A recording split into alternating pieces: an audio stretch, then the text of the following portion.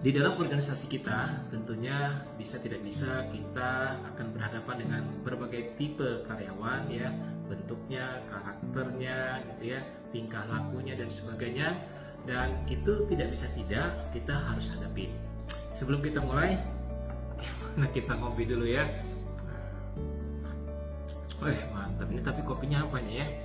Oke. Nah, kalau kita bicara masalah karyawan tadi atau personal kita, saat ini ya, dengan berjalannya waktu, mungkin mereka sudah 5 tahun, 10 tahun, 20 tahun, maka seolah kita akan mendapatkan karyawan kita itu terkelompok-kelompok.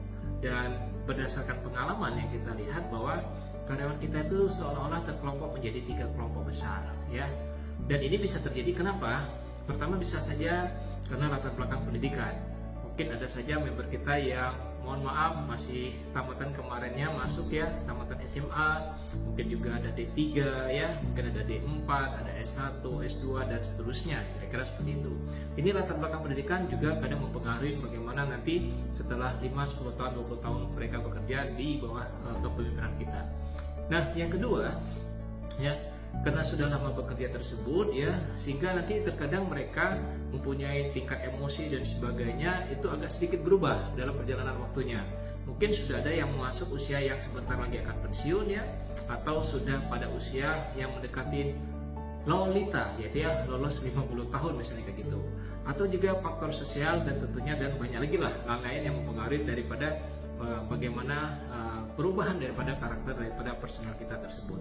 Nah, dari sini ya, kita akan lihat ada 3 tipe karyawan yang bisa kita hadapi. Pertama adalah karyawan kita itu bisa kita sebut produktif dan bisa dikembangkan.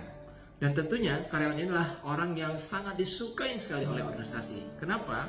Karena tipe orang seperti ini kerjanya juga sangat semangat ya, disuruh lembur juga hayo gitu ya. Bekerja di bawah tekanan juga nggak ada masalah gitu. Bahkan dia dilibatkan dalam satu program pengembangan sesuatu pun ya, product development kah, harus menggunakan soft skill yang banyak, dia harus belajar lagi, dia harus training lagi. Bagi dia, oh no problem, siapa? Saya harus di-training kemana, saya harus dikirim kemana, siap. Inilah yang sebenarnya produktif dan bisa dikembangkan. Ini paling nyaman kalau kita punya bawahan seperti ini, dan organisasi pasti sangat suka punya karyawan seperti ini. Kenapa? Karena pasti berorientasi kepada hasil di sini. Nah, yang kedua adalah produktif dan tidak bisa dikembangkan. Nah ini ya, jadi kalau yang kedua ini orangnya semangat kerja saja. Udah Pak, pokoknya kalau Bapak suruh saya bekerja sampai jam 2 malam, tenang Pak, saya kerjakan. Tapi tolong dong Pak, kalau untuk yang analisa data dan sebagainya jangan saya dong Pak. Udah, yang lain saja lah Pak, kalau saya udah nggak kuat lagi nih mikir gitu ya. Nah ini yang produktif tidak bisa dikembangkan. Jadi kalau sebenarnya loyalitas, pasti loyalitas ya, sampai jam 2 malam pun nggak ada masalah gitu. Tapi kalau sudah minta berpikir, memasukkan dalam project, analisa masalah dan sebagainya, jauh kayaknya udah berat di situ.